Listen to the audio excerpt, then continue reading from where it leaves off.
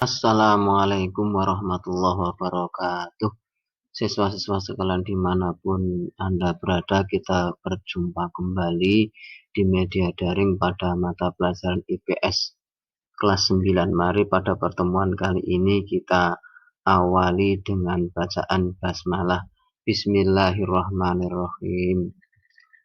Kita masih membahas tentang dinamika penduduk benua-benua di dunia. Kita masuk pembahasan yang keempat, yaitu dinamika penduduk benua Afrika. Pada tahun 2015, jumlah penduduk Afrika mencapai 1.171.000.000 jiwa. Angka tersebut bertambah sebesar 265 juta jiwa dari tahun 2005 yang asalnya 906 juta sehingga menjadi 1 miliar tadi. Sebaran penduduk benua Afrika juga tidak merata. Wilayah tertentu hampir tidak berpenghuni, yaitu di wilayah gurun.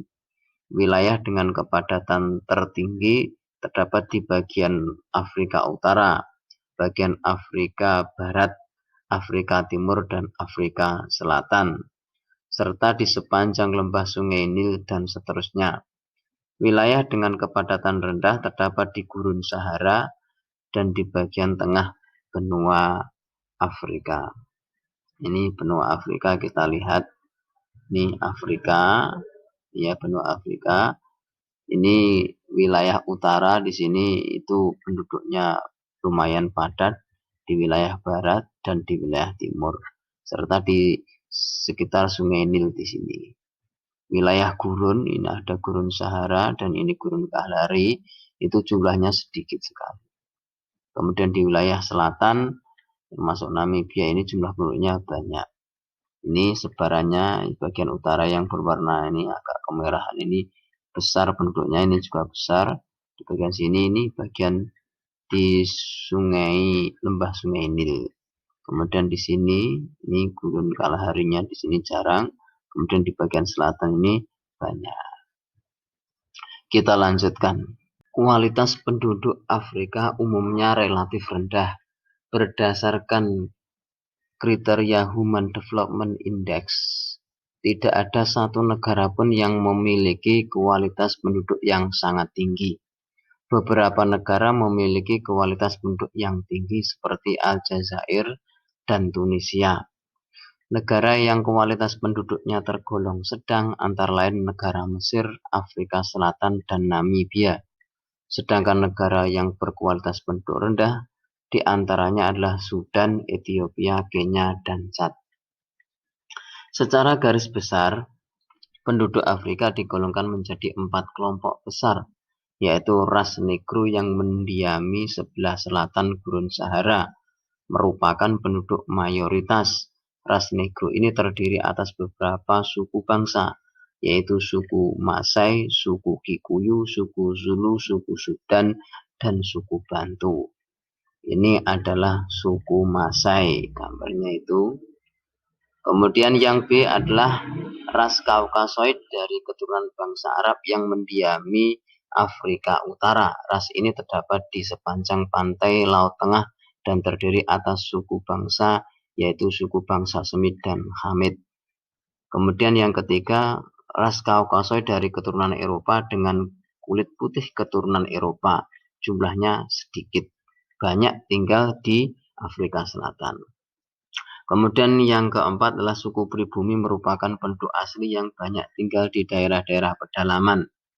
Di antaranya adalah suku Pygmy yang berada di hutan Kongo, suku Bushman di Gurun Kalahari, dan suku Hottentot di Afrika Selatan.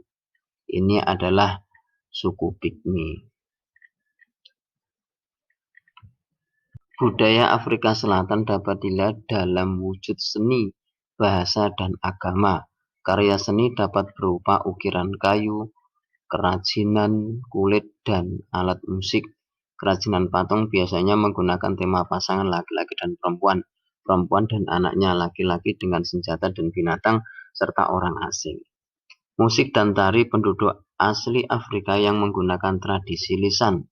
Jadi musiknya menggunakan tradisi lisan, berbeda dengan musik dan tari dari penduduk pendatang yang berasal dari Arab. Penduduk Afrika menganut beragam agama di kawasan Afrika Barat dan Utara. Islam menjadi agama yang mayoritas, berarti mayoritas beragama Islam di Afrika Barat dan Utara, termasuk negara Mesir, kemudian Libya, Sudan, termasuk di utara, berarti beragama Islam. Di kawasan selatan, jumlah pemeluk agama Kristen lebih banyak dibandingkan Islam dan Hindu, termasuk Afrika Selatan. Ya. Di Afrika Tengah, jumlah terbanyak adalah penganut kepercayaan animisme. Adapun di kawasan timur, menganut Islam dan kepercayaan animisme hampir sama banyaknya. Agama lain yang dianut oleh penduduk Afrika ialah Yahudi dan Katolik Roma.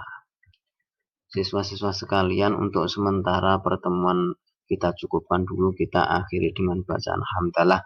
Alhamdulillahirabbil alamin, billahi taufiq wal hidayah. Assalamualaikum warahmatullahi wabarakatuh.